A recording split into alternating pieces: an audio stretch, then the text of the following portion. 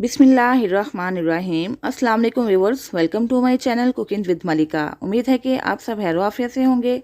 अल्लाह ताला आपको हमेशा होश और आबाद रखे, आमीन सुम्मा आमीन। तो व्यूअर्स, आज फिर हाजिर हैं एक मुनफरिद और यूनिक सी रेसिपी लेकर आपकी खिदमत में। आज हम बहुत मज़ेदार किस्म का बाल्टी गोश्त बनाने जा रहे हैं, जो बनाने में बेहद आसान है और खाने में बेहद लजीज और मज़ेदार। तो ये मज़ेदार सा बाल्टी गोश्त हमने कैसे रेडी किया, चलिए देख लेते हैं। हाफ कप ऑयल ले लिया है, इसके अंदर हम कुछ साबुत मसाले शामिल करेंगे। 2 अदद बड़ी इलायची हैं, 3 अदद लौंग हैं और 2 तेज़पात हैं।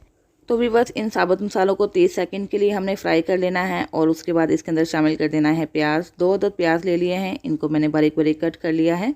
अगर आपके पास प्याज स्मॉल साइज़ में है, छोटे साइज़ में है, तो आप 3 भी ले सकते हैं। इनके लच्छे हम अलग कर लेंगे स्पैचुला की मदद से, ताकि हर लच्छे को एक इवनली सा कलर आ जाए। तो चलिए बस प्याज को हमने फ्राई करना है लाइट गोल्डन कलर आ जाने तक।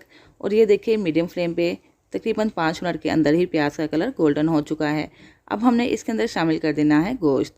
याद रहे बस, जब आप गोश्त शामिल करें तो फ्लेम को स्लो कर दें और टेम्परेचर थोड़ा लो करके गोश्त को शामिल करें, वरना ये चिपक जाता है। अगर आप हाई फ्लेम पे शामिल करेंगे ना, तो ये बर्तन के साथ चिपक जाएगा। तो अब आप देख सकते हैं कि यहाँ पे गोश्त को हमने शामिल किया है, लेकिन ये बिल्कुल भी नहीं चिपक रहा। तो व्यूअर्स, इस ट्रिक को भी आपने याद रखना है। प्याज और गोश्त को भी हमने फ्राई कर लेना है। यहाँ पे मैंने मटन का गोश्त लिया है तकरीबन 700 ग्राम। अगर आप चाहें तो इसकी जगह पे बीफ का भी ले सकते हैं, यानी कि बड़े जानवर का गोश्त ले सकते हैं।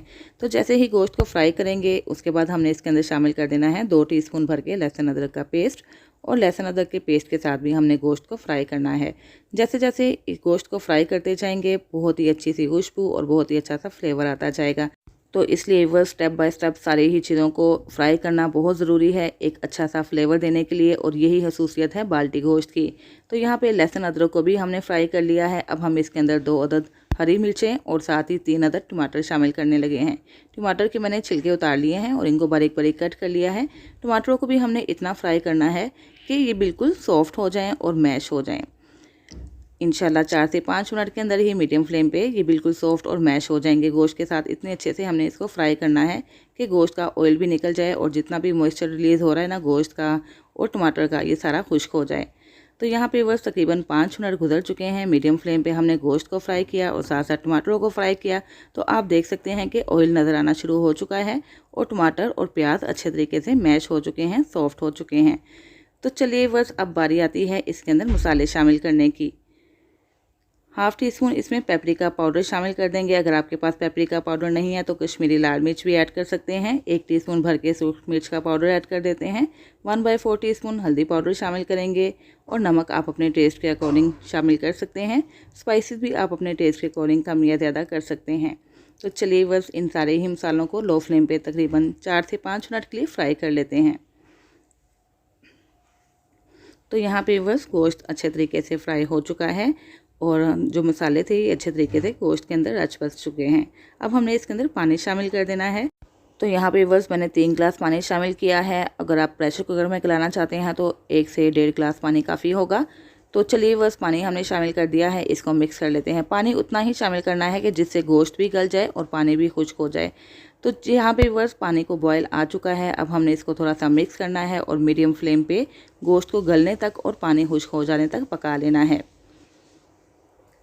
और यहाँ पे तकरीबन 1 घंटा गुजर चुका है और यहाँ पे कंडीशन देख लेते हैं कि क्या कंडीशन है। तो व्यूअर्स, जो पानी हमने शामिल किया था वो खुश्क हो चुका है, गोश्त भी हमारा टेंडर हो चुका है, यानी कि गल चुका है। अब हमने यहाँ पे एक दफ़ा फिर से भुनाई करनी है। इसके अंदर हमने फेंटा हुआ दही शामिल कर देना है। 2 बड़े चम्मच हमने दही को फेंट लेना है, इसके अंदर शामिल कर देना है और फ़ौरन से ही चम्मच को चला देना है ताकि दही फट ना जाए। और जैसे ही चम्मच को चलाएंगे ना, ये फ़ौरन से ही जज़्ब हो जाएगा। तो बस अब हमने दही को भी पका लेना है तकरीबन 2 से 3 मिनट के लिए और इसको गोश्त के साथ भून लेंगे।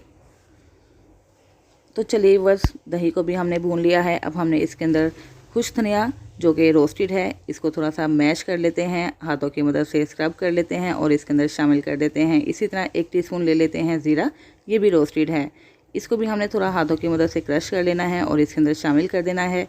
3 से 4 अदद हरी मिर्चें हैं, इसके अंदर ऐड कर देते हैं। हरा धनिया है जिसको हमने कट करके धो के रखा हुआ था, इसके अंदर शामिल कर देंगे। और थोड़ी सी अदरक जिसको जूलियन शेप में कट कर लिया है, इसके अंदर शामिल कर देंगे।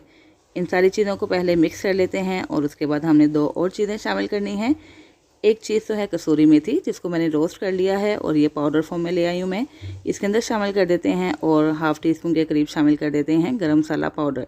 तो चलिए बस इन चीज़ों को भी मिक्स कर लेते हैं। अब हमने इसको दम पे रखना है तकरीबन 2 से 3 मिनट के लिए और उसके बाद हम इसको करेंगे डिश आउट। तो ये देखिए बस 2 मिनट गुजर चुके हैं। कलर आप चेक कर सकते हैं कितना टेम्पटिंग और कितना मज़े का लग रहा है और मज़ेदार सा बाल्टी गोश्त रेडी हो चुका है। तो बस अब हम इसको करने लगे हैं डिश आउट। बहुत ही टेम्पटिंग, बहुत ही मज़ेदार, बहुत ही जल्दी बन जाने वाला और बहुत ही ज़्यादा डिलीशियस बाल्टी गोश्त हो चुका है रेडी। इसको आप खाइए तंदूरी रोटी के साथ, नान के साथ, चपाती के साथ और खूब इंजॉय कीजिए। उम्मीद है व्यूअर्स आपको मेरी ये रेसिपी पसंद आई होगी। इस रेसिपी को आपने ज़रूर ट्राई करना है और ट्राई करने के बाद कमेंट्स बॉक्स में ये भी बताइएगा कि जो आपने बाल्टी गोश्त बनाया वो कैसा बना और आपके घर वालों को कैसा लगा। इंशाल्लाह सबको ही बेहद पसंद आएगा। तो चलिए बस थोड़ी सी इसकी गार्निशिंग कर देते हैं अदरक और कटी हुई धनिया के साथ। तो ये लीजिए बस मज़ेदार सा बाल्टी गोश्त हाजिर है। तो व्यूअर्स जल्दी से जाइए, बनाइए और खूब इंजॉय कीजिए। रेसिपी अच्छी लगे तो लाइक और शेयर कर दीजिएगा। चैनल पर नए हैं तो चैनल सब्सक्राइब करके बेल आइकन प्रेस कर दीजिएगा ताकि आपको मेरी नई नई वीडियोस की नोटिफिकेशन फ़ौरन से मिल सके, जो फ्री ऑफ कॉस्ट है। तो इसके साथ ही व्यूअर्स इजाज़त चाहती हूँ, फिर हाजिर होंगी इंशाल्लाह एक नई रेसिपी के साथ। अपना बहुत सा ख्याल रखिएगा, मुझे भी दुआओं में याद रखिएगा। अल्लाह हाफिज़।